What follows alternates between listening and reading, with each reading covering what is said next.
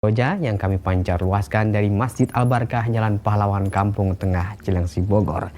Dan ikhwatul Islam, sesaat lagi kami hadirkan untuk Anda program acara kajian ilmiah secara langsung dari Masjid Al-Barkah. Kami yang bertugas mengucapkan selamat mengikuti. Roja TV, saluran dakwah Al-Quran dan kajian Islam.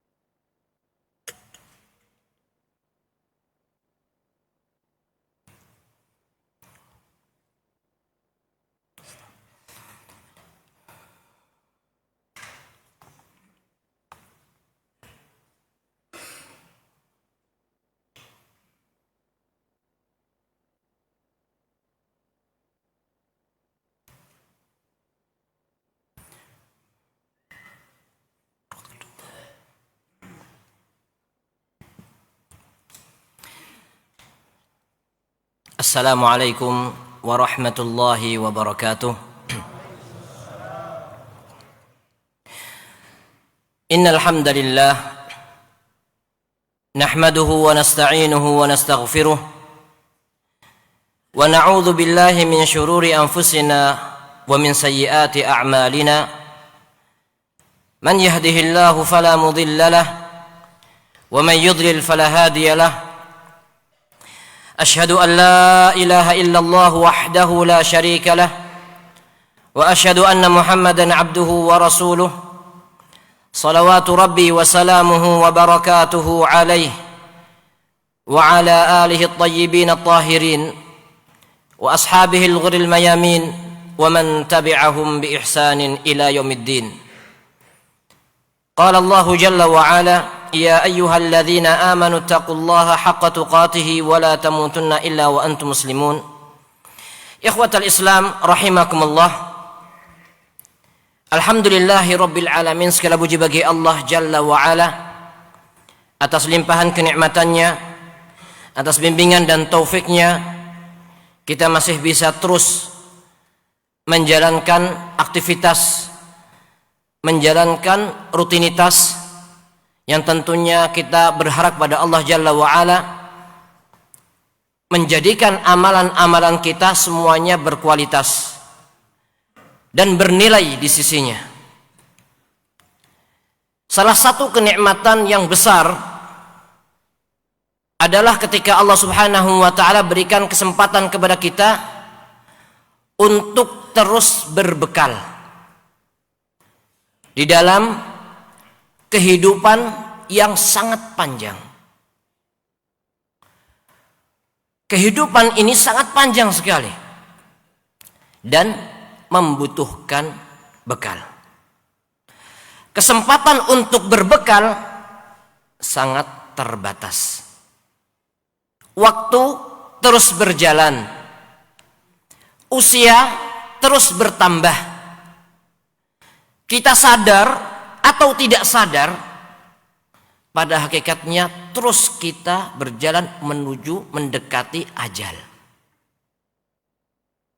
Oleh karena itu, perlu bagi kita semua untuk mempertimbangkan prioritas.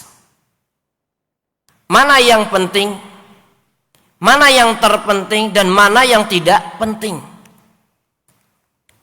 Yang penting kita lakukan. Yang terpenting kita dahulukan. Yang gak penting, syariat kita mengajarkan untuk meninggalkan hal-hal yang tidak bermanfaat. Rasulullah sallallahu alaihi wasallam bersabda, "Min husni islamil mar'i tarkuhu ma la ya'ni." Di antara ciri baiknya keislaman seseorang adalah meninggalkan hal-hal yang tidak bermanfaat. Dan di dalam hadis yang lain, Rasulullah sallallahu alaihi wasallam perintahkan kepada kita semua umatnya, ihris ala ma yanfa'uk wasta'in billah.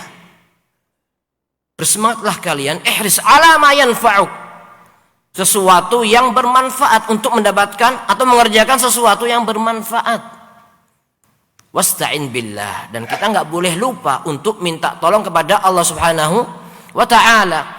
Karena hakikat keberhasilan, kesuksesan seseorang di dalam perjalanan kehidupan dunia dan akhirat kembali kepada pertolongan Allah Subhanahu wa ta'ala. Jadi selain kita semangat mengambil hukum sebab akibat, pun kita juga tidak boleh lupa untuk senantiasa meminta pertolongan Allah Subhanahu wa ta'ala. Kita hidup di sebuah zaman, entah namanya apa, zamannya Gen Z, apa zaman milenial, atau zaman apa, yang jelas kita memang susah untuk meninggalkan kota ajaib ini, HP, internet. Informasi-informasi lewat HP. Bahkan sekolah anak kecil pun ada yang online. Bahkan jual beli atau bahkan pasar itu ada di kotak sini. Zaman sekarang. Orang matiin HP setengah hari aja, tiba-tiba ditanya, kemana aja? Ya nggak kemana-mana. Cuman ketika HP dimatikan setengah hari itu seolah-olah orang sudah sembunyi di dalam gua. Kenapa? Karena memang kehidupan sekarang itu ya nggak bisa kita pungkiri, dunia maya dan dunia nyata. Dan kalau kita perhatikan, banyak komunitas, grup, WA, Facebook, atau aplikasi-aplikasi yang lain, entah itu apa, IG atau yang lainnya, yang jelas memang itulah kehidupan zaman ini. Islam gak pernah melarang kita untuk mengikuti perkembangan zaman, tetapi ingat prioritas. Terkadang kita tenggelam ke dalam sebuah perbincangan yang awalnya cuma nyimak, lama-lama ikut ngasih jempol, kemudian komen dan ngelantur kemana-mana, yang seandainya hal itu tidak dilakukan pun sebenarnya nggak apa-apa. Dan sebenarnya boleh-boleh saja orang itu berkomunikasi, itu bagus. Bahkan silaturahim itu bisa menggunakan wasail sekarang menggunakan seperti internet, HP dan sebagainya, itu bisa dimanfaatkan untuk hal-hal kebaikan. Tapi ingat, prioritas. Karena waktu terus berjalan. Kita berusaha untuk tidak melewatkan sedikit waktu kita kecuali mendatangkan manfaat dunia dan akhirat. Kemudian terkadang seorang itu tanpa dia sadari menjauhkan yang dekat dan mendekatkan yang jauh. Udah lama nggak ketemu sama orang tua, begitu pulang ketemu sama orang tua, basa-basi sebentar, setelah itu matung. Kayak patung, sudah sibuk dengan WhatsApp-nya. Kadang-kadang orang tua sibuk dengan WhatsApp-nya, anak kecil pengen main. Padahal kita tahu masa kekanak-kanakan itu terbatas. Nggak lama dia udah gede. Itu kadang-kadang terlewatkan. Padahal seandainya kita meninggal dunia, siapa yang akan setia mendoakan kita? Mereka adalah orang-orang yang terdekat. Siapa orang-orang yang terdekat? Ya mereka orang-orang yang tercinta, keluarga, dan sebagainya. Bukan berarti kita nggak boleh berkomunikasi dengan yang lain. Boleh. Kita ini makhluk sosial. Nggak bisa hidup sendirian. Tapi ingat prioritas.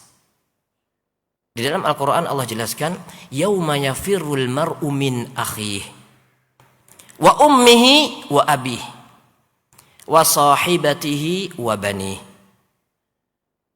Ketika terjadi hari kiamat, hari itu seorang akan lari min akhihi, dari saudaranya.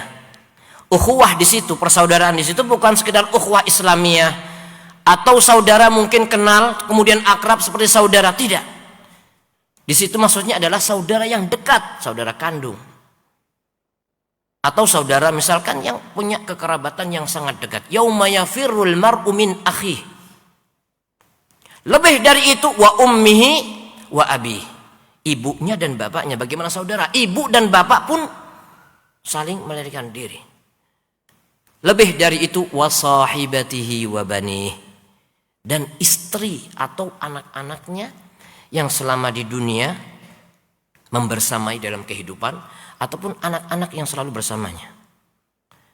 Ayat ini tidak menggambarkan masalah komunikasi, tidak. Ayat ini berbicara tentang kedahsyatan hari kiamat yang membuat seorang lari dari orang-orang terdekat dan orang-orang yang tercinta.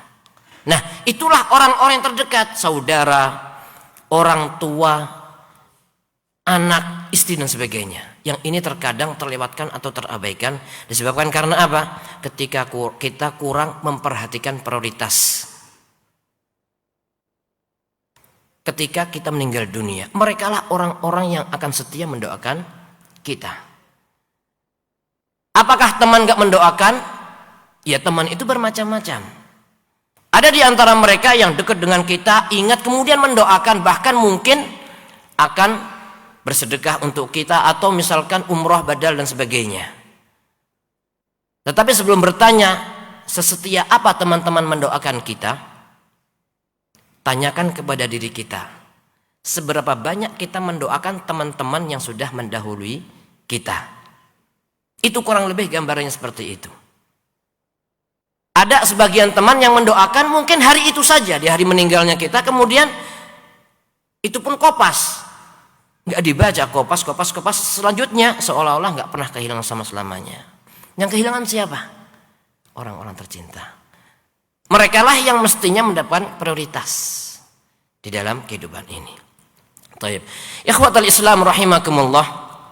Waktu terus berjalan. Usia kita terus bertambah dan kita hari demi hari semakin dekat dengan ajal. Perlu bagi kita semua untuk melihat prioritas di dalam amalan juga. Allah Subhanahu wa taala berfirman di dalam surat Al-Insyiqaq. Ya ayyuhal insanu innaka kadihun ila rabbika kadhan famulaqih. Ayyuhal insan, ya ayyuhal insan, wahai manusia, secara umum mencakup yang muslim, yang enggak muslim semuanya. Ya ayyuhal insan innaka kadihun ila rabbika kadha. Sesungguhnya engkau beramal dengan sungguh-sungguh. Manusia akan bersungguh-sungguh dalam menjalani kehidupan ini. Beramal sampai menjumpai Rabbmu, atau engkau beramal untuk Rabbmu. Kadhan, itu masdar ya. Artinya benar-benar seorang itu beramal. Famulaqih. Famulaqih, maka engkau wahai ayyuhal insan, wahai manusia, akan menjumpainya. Famulaqihi, menjumpainya. Sebagian ahli tafsir menafsirkan hi di situ kembali kepada Allah Subhanahu wa taala, kembali kepada ila rabbika. Artinya manusia akan menjumpai Allah Subhanahu wa taala. Ada juga yang menafsirkan maksudnya kembali kepada kadhan. Innaka kadihun ila rabbika kadhan, kembali kepada amalan perbuatannya. Wallahu a'lam Yang rajih adalah tidak mentarjih, tetapi menjamak antara keduanya. Karena memang realitanya adalah seorang akan menjumpai Allah Subhanahu wa taala dan seorang akan menjumpai apa yang dia amalkan selama di dunia ini. Oleh karena itu, kita semua berusaha untuk memprioritaskan amalan yang terpenting, yang penting jangan ditinggalkan, dan yang nggak penting kita berusaha semaksimal mungkin untuk lebih mengedepankan yang lebih penting, sehingga ketika kita menghadap Allah Subhanahu wa taala kemudian bisa mempertanggungjawabkan dan menemui amalan-amalan yang telah kita lakukan selama di dunia. Taib, ikhwatal Islam rahimakumullah, itu sebagai mukadimah pada kajian pada malam hari ini. Selanjutnya kita kembali membahas tentang usulut tafsir atau muqaddimah fi usulit tafsir, hal-hal yang berkaitan dengan tafsir. Pada pertemuan yang lalu kita telah membahas tafsirul Quran bi aqwalis sahabah, menafsirkan Al-Quran dengan perkataan sahabat. Nah, sebelumnya kita sudah membahas tafsirul Quran bis sunnah, menafsirkan Al-Quran dengan sunnah atau tafsir an-nabawi, penafsiran-penafsiran Rasulullah sallallahu alaihi wasallam. Dan sebelumnya juga sudah kita bahas tafsirul Quran bil Quran, menafsirkan Al-Quran dengan Al-Quran. Pada malam hari ini kita akan membahas tafsirul Quran bi aqwalit tabi'in, menafsirkan Al-Quran dengan perkataan tabi'in. Ada beberapa poin yang akan kita bahas pada kesempatan malam hari ini. Yang pertama adalah apa itu tabi'in, siapa mereka yang disebut sebagai tabi'in. Kemudian al-a'lam, maksudnya ulama-ulama dari kalangan tabi'in, baik itu yang berkaitan dengan tafsir ataupun secara umum. Ya, siapakah yang paling afdal di antara mereka? Siapakah mereka yang sering meriwayatkan dalam masalah tafsir? Itu poin yang pertama. Kemudian yang kedua,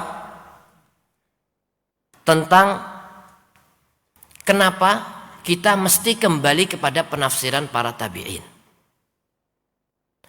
Poin yang ketiga selanjutnya adalah referensi, masadir, referensi a'immatut tabi'in, mereka para imam-imam tabi'in di dalam tafsir mereka.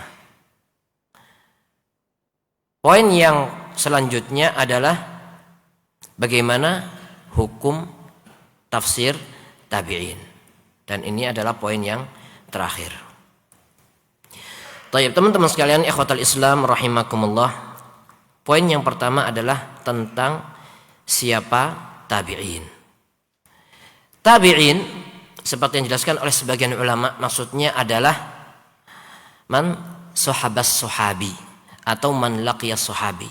Al-muslim, seorang muslim yang bertemu dengan sahabat Rasulullah sallallahu alaihi wasallam, atau sahabat sahabi, orang yang menyertai sahabat meskipun cuman sebentar. Itu yang dimaksudkan dengan tabi'in.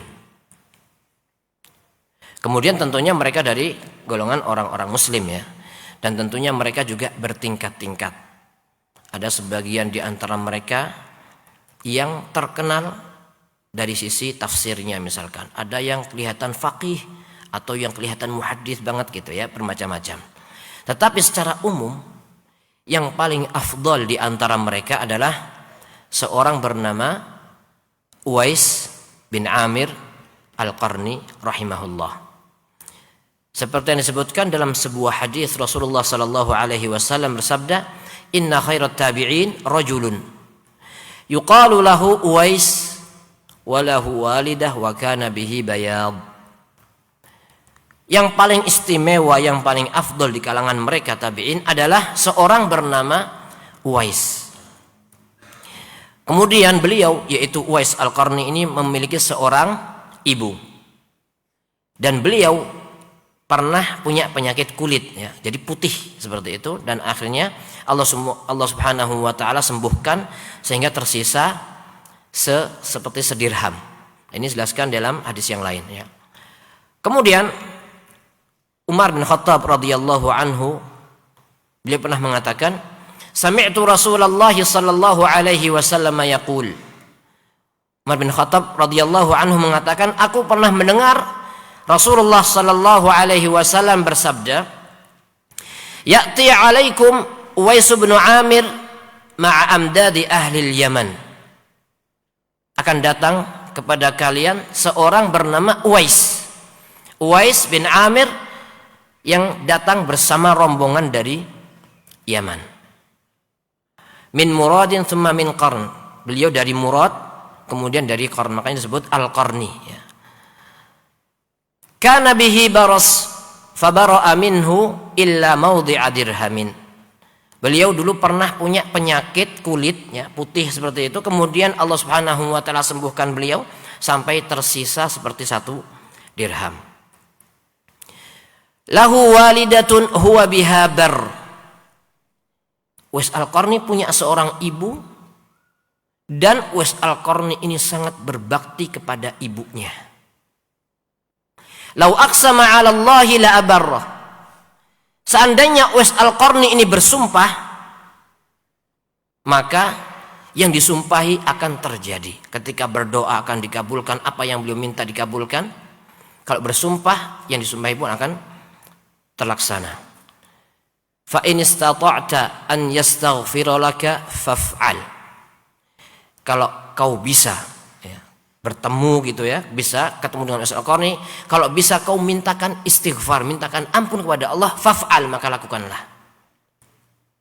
Umar bin Khattab radhiyallahu anhu menunggu kedatangan Uwais Al-Qarni. Ditunggu ketika datang jemaah haji, ketika datang rombongan dari Yaman, ditanya, adakah di antara kalian yang namanya Uwais?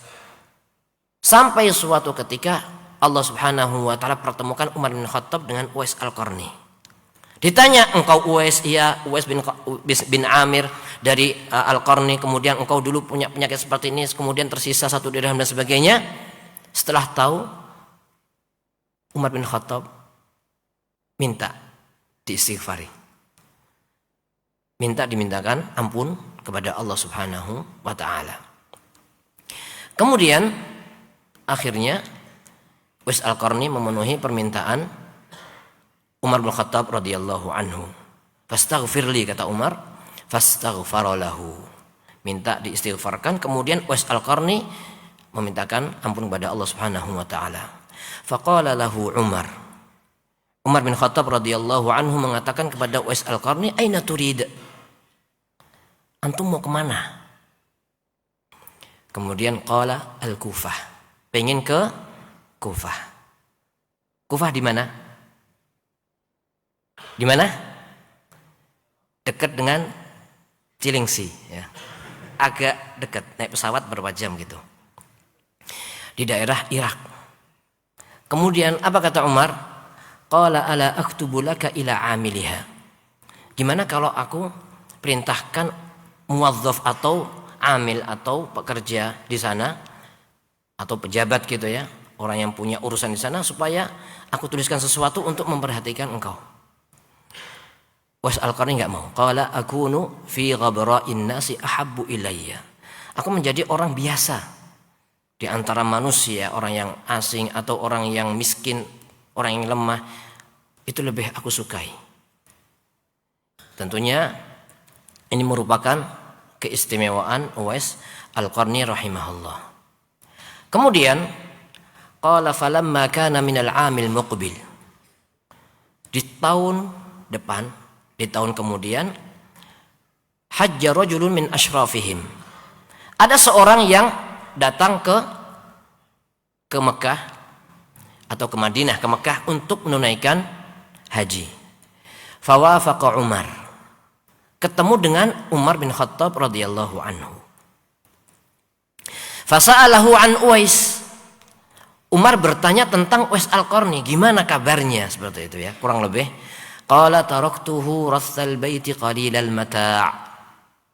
Kami meninggalkan Uwais Al-Qarni dalam kondisi yang memperhatinkan, miskin, qalilal mata', enggak memiliki kekayaan, barang-barang di rumahnya sedikit. Ya, kehidupan yang seperti itulah memprihatinkan. Kemudian Umar bin Khattab radhiyallahu anhu mengatakan, qala sami'tu Rasulullah sallallahu alaihi wasallam yaqul. Umar bin Khattab mengatakan, aku mendengar Rasulullah bersabda, dibacakanlah hadis tadi. Ya'ti alaikum Uwais bin Amir ma'a amdadi ahli Yaman min muradin thumma min qarn.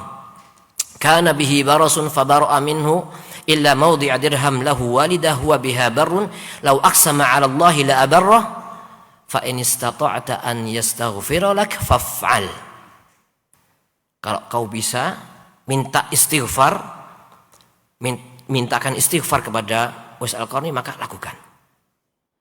Kemudian orang tadi setelah pulang dari haji nemuin Uwais Al-Qarni. Fa'ata Uwaisan faqala astaghfirli. Datang ke Uwais Al-Qarni, tolong mintakan ampunan kepada Allah untukku. Astaghfirli. Uwais Al-Qarni mengatakan, qala anta ahdatsu ahdan bisafarin salih. Kalau bahasa kita, antum ini kan baru pulang dari mana? Safar yang baik, yaitu apa? Haji. Kemudian Uwais Al-Qarni mengatakan fastaghfirli. Kalau bahasa kita mungkin kebalik, Pak Haji, ana yang minta istighfar ke antum. Istighfarkan ana, bukan antum datang ke sana. Orang tadi mengatakan qala astaghfirli. Tolong mintakan aku ampunan dari Allah Subhanahu wa taala. Uwais Al-Qarni faham. Kemudian beliau bertanya, qala laqita Umar? Engkau bertemu dengan Umar? Qala na'am. Orang tadi mengatakan iya. Akhirnya fastaghfara lahu. Akhirnya dimintakan istighfar. Lalu apa yang terjadi? Fafatina lahun nas fantalaqu ala wajhi. Akhirnya berita tersebar dan orang-orang faham tentang keistimewaan Uwais Al-Qarni. Apa yang terjadi? Akhirnya beliau pergi meninggalkan orang-orang tersebut. Gak mau dikenal. Taib.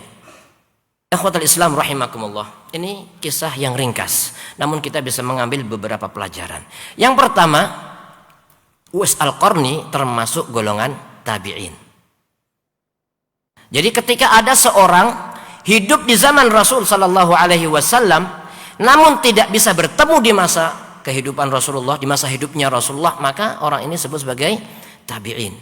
Gak bisa menjadi sahabat. Ada seorang yang datang ke Madinah di hari wafatnya Rasulullah sallallahu alaihi wasallam. Orang ini gak bisa disebut sebagai sahabat.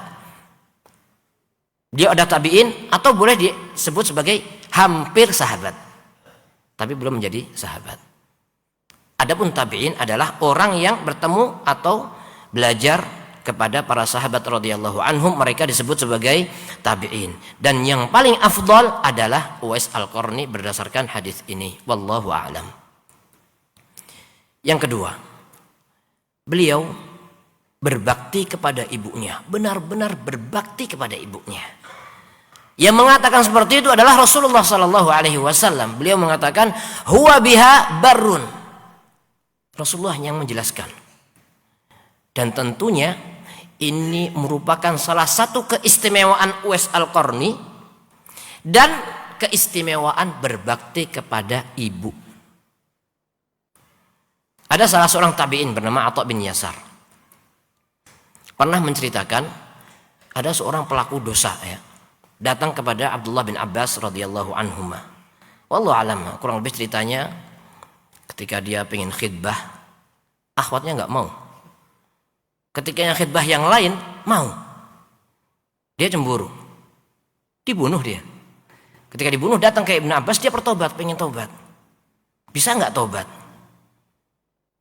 Ibnu Abbas mengatakan, ummuka hayah, ibu kamu hidup atau alaka Kemudian nggak ada. Tub ilallah wa taqarrab ilaihi mastata'ta. Atau kama qala radhiyallahu anhuma. Kalau gitu kamu tobat kepada Allah dan taqarrub ilaih. Maksudnya benar-benar taqarrub pada Allah Subhanahu wa taala sebisa-bisanya, sebisa mungkin. Atha bin Yasar rahimahullah bertanya kepada Ibnu Abbas, "Ya Ibnu Abbas, kenapa antum tanyakan dia punya ibu atau tidak?" Apa jawaban Ibnu Abbas? "Ana la a'lamu amalan aqrabu ila Allah min birril walidah." Ibnu Abbas menjelaskan, aku tidak mengetahui sebuah amalan yang paling dekat kepada Allah atau istimewa atau yang bisa mendekatkan kepada Allah melebihi birrul walidah, berbakti kepada ibu. Ini salah satu keistimewaan birrul walidah dan keistimewaan Uwais Al-Qarni rahimahullah. Kemudian kita bisa bayangkan Umar bin Khattab radhiyallahu anhu adalah orang yang paling mulia setelah Abu Bakar dan setelah Nabi dan Rasul. Meskipun begitu, datang ke Uwais Al-Qarni untuk diistighfarkan. Ini tentunya keistimewaan Uwais Al-Qarni. Kemudian pelajaran yang lain yang bisa kita ambil dari kisah yang singkat ini adalah hakikat kemuliaan itu adalah kemuliaan di hadapan Allah Azza wa Jalla, bukan di hadapan manusia. Di hadapan manusia relatif, kembali kepada harta, kadang-kadang kembali kepada nasab, kadang-kadang kembali kepada jabatan, kekuasaan dan lain sebagainya. Namun di hadapan Allah Azza wa Jalla kembali kepada keimanan dan ketakwaan. Inna akramakum indallahi atqakum. Uwais Al-Qarni nggak dikenal sebelumnya. Sampai orang ketika ditanya, gimana kabarnya Uwais? Dia dalam kondisi demikian. Mungkin nggak dihormati sama sebagian orang, nggak dikenal sama sebagian orang, tapi dia adalah orang yang diistimewakan oleh Allah Azza wa Jalla. Beliau adalah orang yang istimewa. Kemudian pelajaran yang terakhir yang akan kita bahas, Uwais Al-Qarni kemudian pergi, fantalaqa ala wajhi. Kapan? Ketika beliau sadar bahwasanya orang-orang pada tahu siapakah dirinya. Ini menunjukkan apa? Tawadhu. Beliau tahu kalau dirinya itu memiliki keistimewaan, namun beliau tawadhu. Dan inilah hakikat wali. Wali min auliyaillah Uwais Al-Qarni. Bukan sebaliknya. Kemana-mana wali. Nggak seperti itu. Kemudian obral kesana kemari, siapa yang mau doa, satu paket sekian. Nggak seperti itu. Kita semua juga sebenarnya wali ya, wali murid, ya kan? Tapi inilah hakikat wali. Tawadhu, bukan kemudian sombong. Taib. Ikhwatal Islam rahimakumullah, kita masuk kepada pembahasan yaitu tentang tabi'in tadi. Selain Uwais Al-Qarni, tentunya banyak sekali para ulama di kalangan para tabi'in. Secara umum, zaman dulu ada halaqah atau markas ilmu atau halaqah ilmu, yang di situ juga diantaranya adalah ilmu tafsir tentunya, ilmu tafsir dan ilmu-ilmu yang lainnya. Di Makkah ada sebuah markas ilmu yang syekhnya di situ, imam di situ adalah Abdullah ibn Abbas radhiyallahu anhuma. Dan kita nggak meragukan beliau adalah seorang imam dari kalangan sahabat, imam di tafsir, karena Rasulullah Shallallahu Alaihi Wasallam mendoakan beliau, Allahumma faqihu fid din wa alimhu ta'wil. Nah, ketika beliau di Mekah, tentunya ada beberapa murid-murid beliau. Nah, inilah yang disebut sebagai tabi'in, murid-murid yang belajar langsung kepada para sahabat. Di antaranya yang ma'ruf dan masyhur ya, yang berkaitan dengan masalah tafsir adalah misalkan seperti Mujahid, kemudian Sa'id bin Jubair, ada juga Ikrimah maula Ibnu Abbas, kemudian juga Tawus bin Kaisan al-Yamani, ada juga Atha bin Abi Rabah dan yang lainnya. Ini adalah istilahnya imam-imam atau bintang-bintang di dalam dunia tafsir. Mereka adalah para ulamanya, dan kita akan dapati nama-nama mereka itu sering terulang di kitab-kitab tafsir. Ini di antara mufassirin dari kalangan tabi'in yang belajar langsung kepada Abdullah bin Abbas. Kemudian di Madinah ada juga seorang sahabat radhiyallahu anhu yang bernama Ubay bin Ka'ab. Ini adalah ahli juga di dalam ilmu Al-Quran, tafsir dan sebagainya. Nah, beliau juga punya beberapa murid dari kalangan ulama tabi'in. Di antaranya adalah misalkan seperti Zaid bin Aslam. Kemudian ada juga Abul Aliyah. Ada juga Muhammad bin Ka'ab Al-Qardhi. Ada yang mengambil langsung kepada Ubay bin Ka'ab, ada juga yang mengambil tetapi melalui perantara. Ini diantara ulama tafsir dari kalangan tabi'in. Kemudian Umar bin Khattab radhiyallahu anhu mengutus seorang sahabat yang mulia yaitu Abdullah bin Mas'ud. Diutus ke Irak. Dan beliau adalah ahli ilmu. Dan kedatangan beliau di Irak benar-benar memberikan cahaya. Ilmu itu tersebar. Di antaranya adalah ilmu tafsir. Sehingga banyak sekali a'immah tabi'in, imam-imam dari kalangan tabi'in yang belajar langsung kepada Abdullah ibn Mas'ud radhiyallahu anhu. Di antaranya adalah yang di antara mereka yang terkenal, misalkan seperti Alqamah bin Qais. Ada juga Masruq bin Al-Ajda'. Ada juga Al-Aswad bin Yazid, ada Murrah Al-Hamadani. Kemudian ada Imam Amir bin Shurahil Asy-Sya'bi atau lebih terkenal Asy-Sya'bi. Juga Imam Hasan Al-Basri. Kemudian Qatadah bin Da'amah As-Sadusi rahimahumullahu jami'an. Itulah di antara a'immah, imam-imam para mufassirin dari kalangan para tabi'in. Kemudian poin yang selanjutnya yang akan kita bahas adalah kenapa kita mesti merujuk kembali kepada tafsir tabi'in. Baik, ada beberapa sebab. Yang pertama adalah talaqihimul ilm ala yadi sahabah. Karena mereka para tabi'in mempelajari ilmu, di antaranya ilmu tafsir, langsung dari para sahabat. Dan sahabat radhiyallahu anhum adalah orang-orang yang belajar langsung kepada siapa? Kepada Rasul sallallahu alaihi wasallam. Ilmunya itu masih bersih. Dan mereka para sahabat adalah orang-orang yang mengetahui turunnya Al-Quran. Karena memang mereka hidup bersama Rasulullah sallallahu alaihi wasallam. Mengetahui kapan turunnya, sebab turunnya apa. Dan para tabi'in adalah orang-orang yang belajar langsung kepada para sahabat radhiyallahu anhum. Jadi perlu bagi kita semua untuk merujuk kepada aqwal tabi'in juga. Perkataan tabi'in. Kemudian yang kedua, di antara sebabnya adalah khuluwuhum minal bid'ah wal ahwa. Karena mereka belum tersentuh dengan yang namanya bid'ah dan orang-orang yang mengikuti hawa nafsu. Zaman mereka itu masih dekat dengan zaman Rasulullah sallallahu alaihi wasallam. Bahkan zaman mereka itu termasuk zaman yang istimewa, zaman keemasan.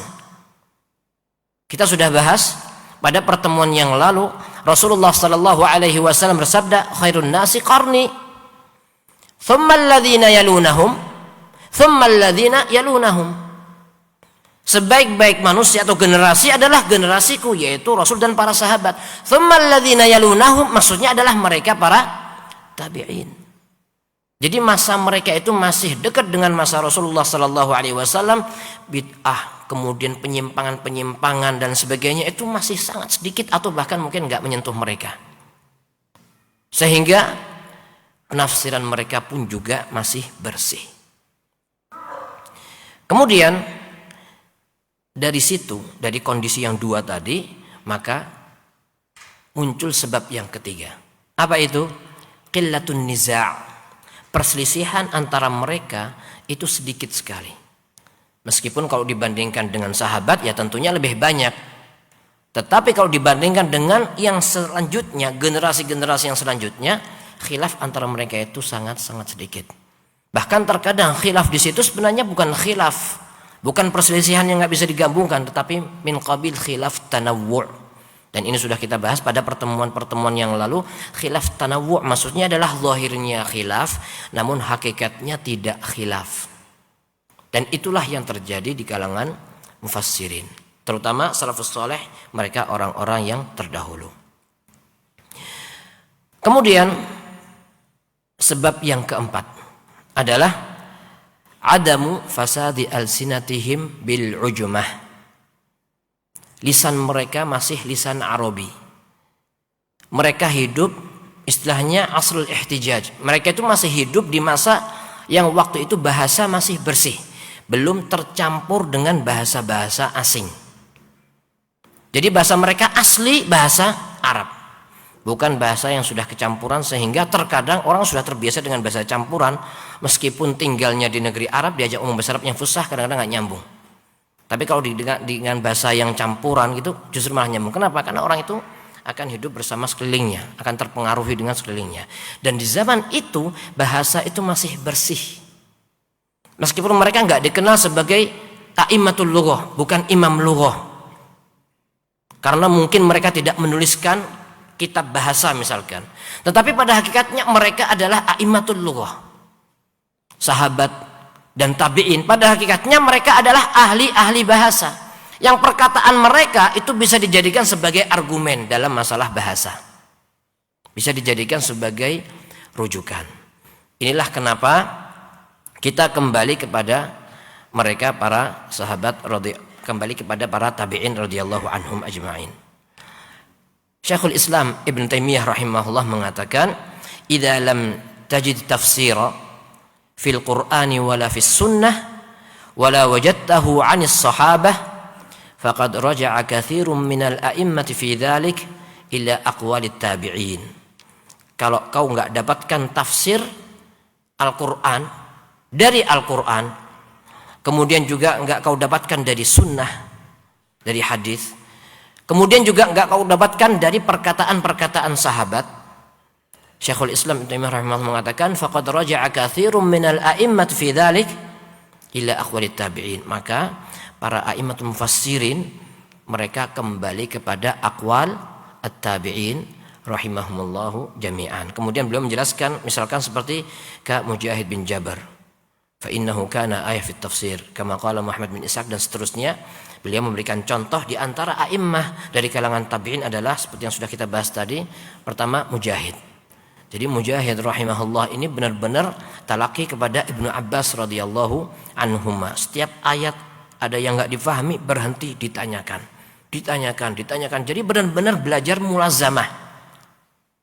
Dan sampai 3 kali diulang khatam, kemudian diulang lagi. Taib.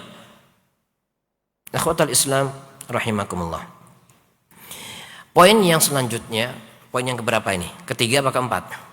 Ketiga. Referensi tabi'in.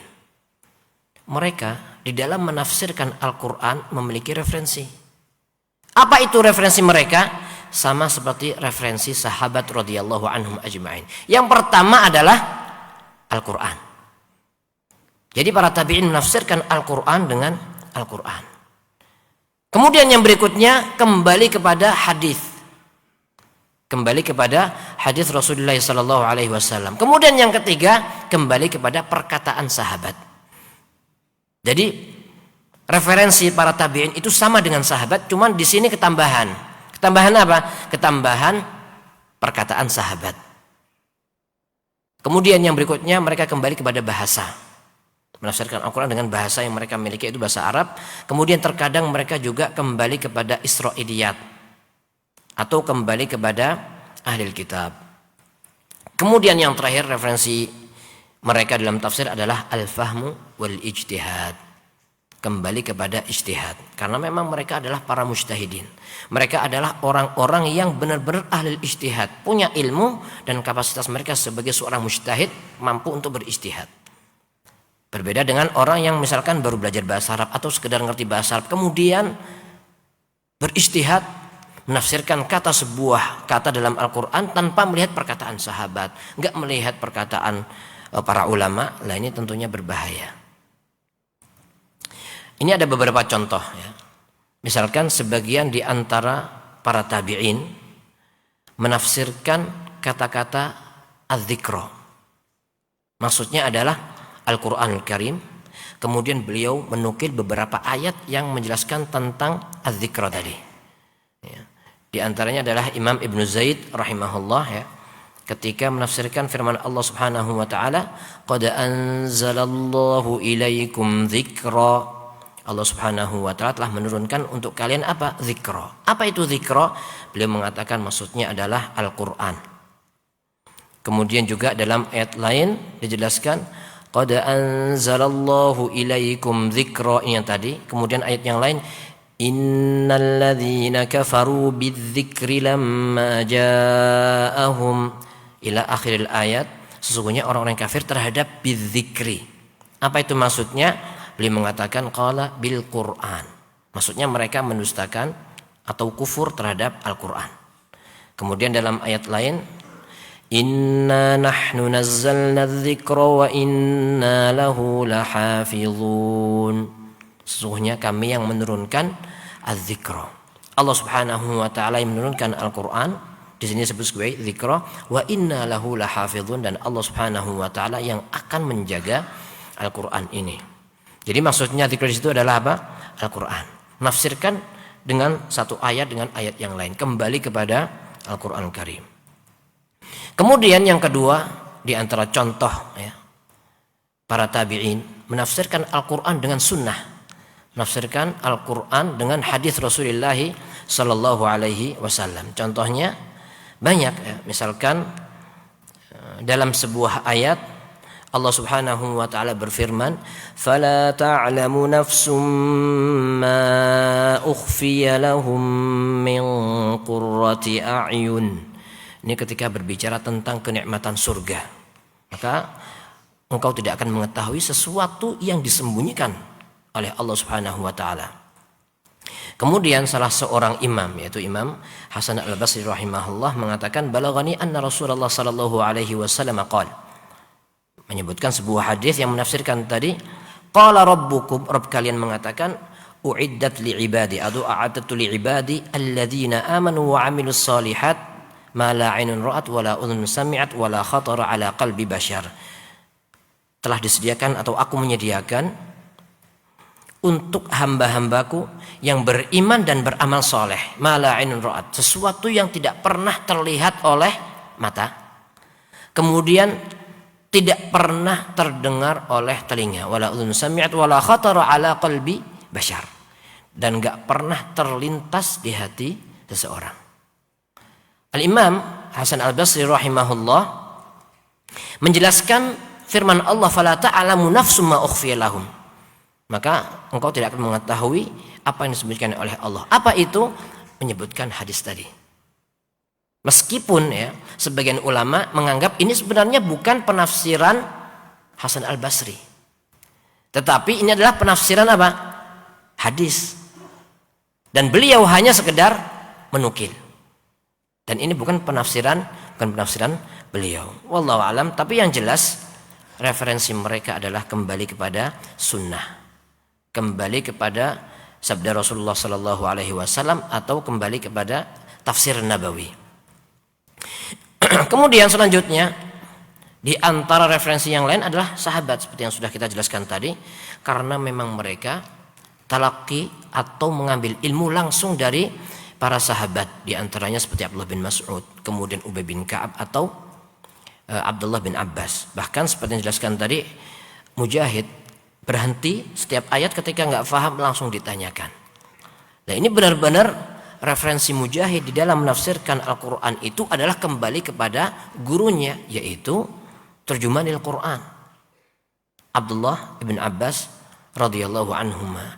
Begitu juga dengan tabi'in yang lainnya. Kemudian juga kembali kepada bahasa, karena memang bahasa mereka masih bersih. Ketika bahasa mereka belum tercampuri dengan ujmah, belum tercampuri dengan selain bahasa Arab, sehingga ketika mereka membaca sebuah ayat, lafat melewati sebuah lafat, mereka menafsirkan lafat tersebut dengan kepemilikan atau dengan bahasa yang mereka miliki. Dan tentunya juga digabungkan dengan ilmu-ilmu yang lainnya, ketika mereka memiliki ilmu hadis, ketika mereka memiliki ilmu Al-Quran dan ilmu-ilmu yang lainnya. Kemudian yang berikutnya, di antara referensinya adalah Ahlul Kitab atau Israiliyat. Hanya saja tentunya mereka di dalam menukil Israiliyat itu bukan kembali ke masalah halal haram atau kembali ke masalah i'tiqad, tidak. Namun menjelaskan hal-hal yang seandainya nggak dijelaskan pun tidak masalah. Misalkan seperti ketika di antara mereka menafsirkan makanan untuk orang-orang Nasrani yang diminta itu adalah misalkan khubz. Apa khubz? Roti atau samak atau ikan. Kemudian ada juga yang mengatakan al-maidah maksudnya adalah samaka fiha ta'am kulla ta'am. Ada sebuah seperti ikan tetapi rasanya bisa seperti berbagai macam rasa, misalkan seperti itu, ya wallahu alam. Kemudian yang berikutnya mereka kembali kepada al-fahm wal ijtihad karena memang mereka adalah ahli ijtihad. Misalkan firman Allah Subhanahu wa taala di dalam surat Abasa. Allah Subhanahu wa taala berfirman, "Tsummas sabila yassarah." Apa itu tsummas sabila yassarah? Kemudian Allah Subhanahu wa taala memudahkan jalan. Jalan di situ sebagian mereka di antaranya Suddi dan Qatadah menyebutkan yassara khurujahu min batni ummi. Allah Subhanahu wa taala mudahkan keluar dari perut ibunya. Kemudian ada sebagian mufassir yang lain dari kalangan tabi'in, di antaranya adalah Mujahid, Al-Hasan Al-Basri, kemudian Ibnu Zaid mengatakan yassara sabilal khairi wasyarr. Memudahkan jalan apa? Untuk mengetahui kebaikan dan jalan yang jelek. Karena memang Allah Subhanahu wa taala mengilhamkan kepada manusia. Taib, ikhwatul Islam rahimakumullah, ini sudah Isya belum? Taib, kita lanjutkan setelah Isya insyaallah. Tafadhal azan dulu, nanti kita lanjutkan insyaallah.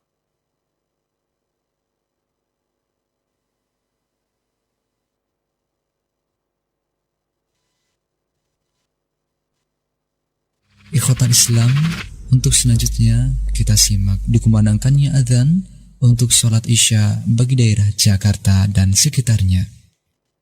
Allahu Akbar, Allahu Akbar, Allahu Akbar,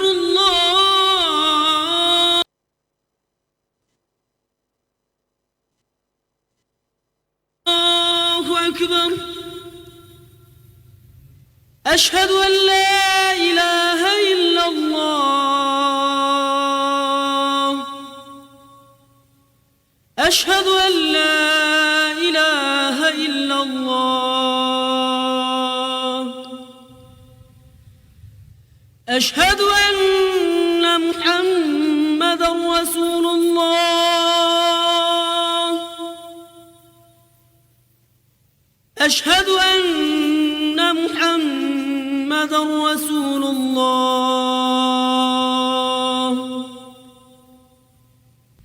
حي على الصلاة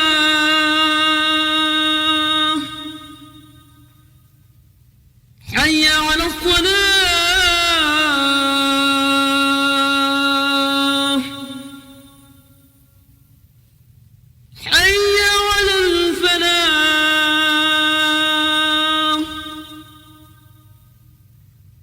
حي على الفلاح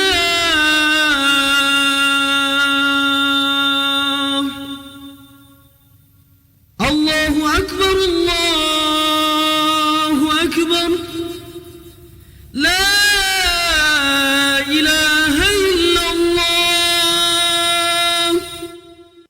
اللهم صل على محمد.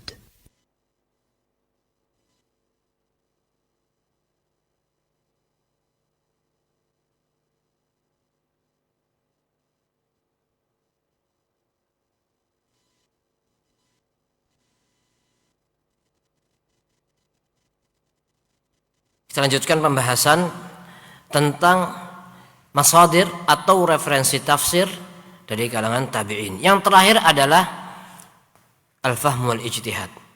Mereka kembali kepada pemahaman mereka dan berijtihad. Karena seperti yang sudah kita jelaskan bahwasanya memang mereka adalah orang-orang yang berilmu dan memang berhak untuk berijtihad. Misalkan seperti di antara mereka ketika menafsirkan tsummas sabila yassarah, ada di antara mereka yang menafsirkan maksudnya adalah ketika keluar seorang itu dari perut ibunya. Dan wallahu alam, ini salah satu yang dirajihkan oleh Imam Ibnu Jarir At-Tabari rahimahullah, karena mereka melihat ayat yang sebelum dan sesudahnya. Allah Subhanahu wa taala berfirman, min ayyi syai'in khalaqah, min nutfatin khalaqahu faqaddarah thumma as-sabila yassarah thumma amatahu fa aqbarah. Jadi yang ayat setelahnya berbicara thumma amatahu fa aqbarah, kemudian Allah Subhanahu wa taala yang mematikan mereka kemudian dikuburkan. Ayat sebelumnya tentang penciptaan manusia, min nutfatin khalaqahu faqaddarah, manusia terciptakan dari setetes air mani, Allah ciptakan mereka kemudian Allah perkirakan takdirnya dan sebagainya. Nah, antara kedua ayat ini tsummas sabila yassarah, mereka tafsirkan adalah ketika Allah mudahkan keluar dari perut ibunya. Adapun yang menafsirkan tsummas sabila yassarah adalah dimudahkan untuk mengetahui dua jalan, jalan kebaikan dan jalan kebatilan. Ini juga dijelaskan dalam ayat-ayat yang lain. Misalkan wahadainahu an-najdain. An-najdain adalah dua tempat yang tinggi. Artinya tampak di hadapan manusia kebenaran dan kebatilan. Allah Subhanahu wa taala menampakkan mana yang hak dan mana yang batil kepada manusia. Fa'alhamaha fujuraha wa taqwaha. Allah Subhanahu wa taala memberikan ilham kepada nafs, kepada seorang tadi, kepada jiwa, jalan yang fujur, yang jelek dan jalan yang takwa. Misalkan di dalam surat Al-Insan Allah jelaskan inna hadainahu sabila imma syakiran wa imma kafura. Wallahu a'lam. Dua-duanya bisa ditafsirkan, dua-duanya bisa dibawa kepada ayat tadi.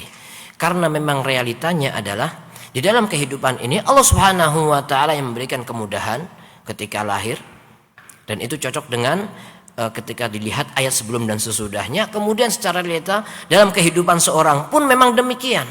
Allah Subhanahu wa taala berikan ilham kepada manusia, manusia dikasih akal untuk berpikir kemudian tunjukkan kebenaran dan kebatilan. Ini salah satu ijtihad mereka. Taib. Lalu bagaimana hukum tafsir? Hukum tafsir tabi'in. Yang pertama, kalau tafsir itu berkaitan dengan hal-hal yang gaib atau berkaitan dengan asbabun nuzul misalkan, maka ini ada hukum apa? Dirafa' kepada Rasulullah sallallahu alaihi wasallam. Karena enggak mungkin tabi'in mengetahui yang gaib. Maka ini hukum marfu'. Nah, di sini berarti harus memperhatikan masalah sanad. Gak semuanya sahih. Terkadang ada yang gak tepat. Misalkan sanadnya tidak sahih. Kecuali kalau ijma', ya, ijma' di kalangan para tabi'in semuanya, maka itu diterima. Atau juga sebagian ulama mengatakan kecuali muncul dari a'immatul kibar. Misalkan imam-imam seperti Mujahid, kemudian Ikrimah dan sebagainya. Wallahu a'lam. Ada yang mengatakan diterima. Wallahu a'lam. Kemudian yang berikutnya, ketika a'immatut tabi'in tadi kembali kepada Israiliyat, kembali kepada ahli kitab, maka hukumnya adalah hukum Israiliyat. Hukum Israiliyat adalah nggak boleh diterima dan nggak boleh ditolak.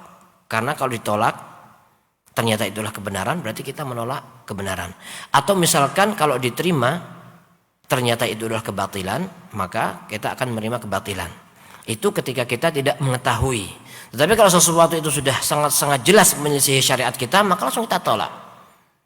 Atau misalkan itu benar-benar sesuai dengan syariat kita, maka kita terima. Kita terima karena sesuai dengan syariat kita. Kemudian yang berikutnya, ketika para tabi'in mereka ijma' dalam sebuah pendapat, maka ijma'nya langsung kita terima. Adapun ketika mereka tidak ijma' tetapi berselisih pendapat, yang satu mengatakan demikian, yang lain mengatakan demikian, maka kita nggak bisa memilih salah satu, menguatkan salah satu tanpa adanya murajjih. Kalau kita ingin mentarjih salah satu, berarti kita harus mendatangkan murajjih, sesuatu yang menguatkan pendapat ini. Kenapa? Karena perkataan sesama mereka itu seimbang, sama. Jadi nggak bisa kita ambil salah satu kemudian langsung kita tinggalkan yang lain, kecuali harus ada murajjih yang lainnya. Kemudian yang terakhir, ketika ada salah satu di antara mereka yang berpendapat kemudian tidak ada yang menyisihi sama sekali. Nah, maka ini sama dengan pembahasan tafsir sahabat. Ada salah seorang sahabat yang menafsirkan sesuatu dan nggak ada yang menyisihi, maka itu kita terima. Meskipun perkataan sahabat tentunya lebih kuat daripada perkataan tabi'in ketika sendiri, ya. Tidak ada yang menyelisihinya.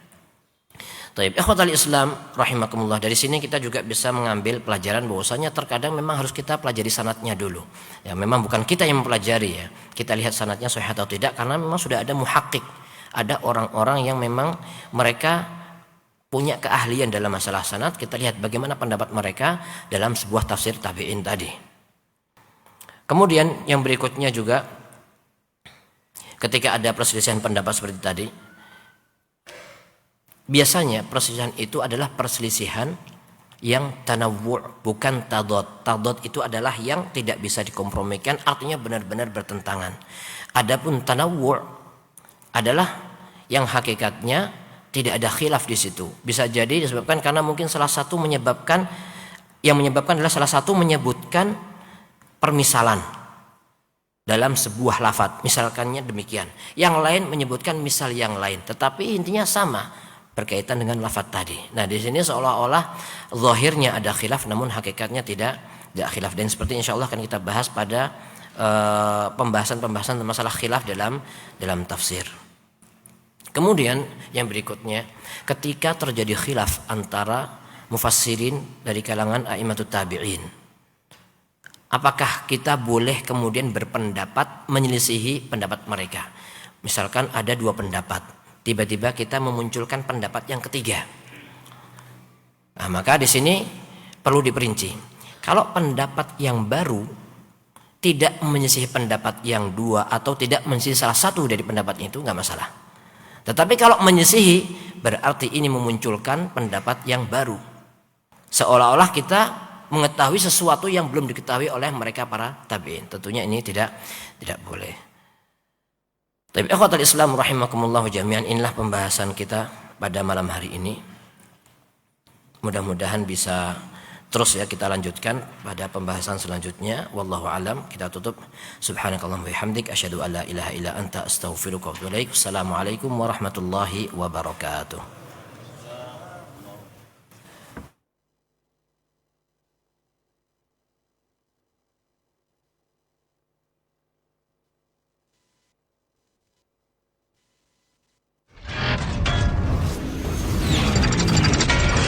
Roja TV. Ikhwatal Islam rahimani Allah wa iyyakum, telah kita simak bersama kajian ilmiah yang bermanfaat bersama asatidzah kita. Semoga yang singkat ini dapat menambahkan ilmu dan berfaedah untuk kita semuanya. Kami yang bertugas mengucapkan terima kasih. Wassalamualaikum warahmatullahi wabarakatuh. Roja TV. Saluran tilawah Al-Quran dan kajian Islam.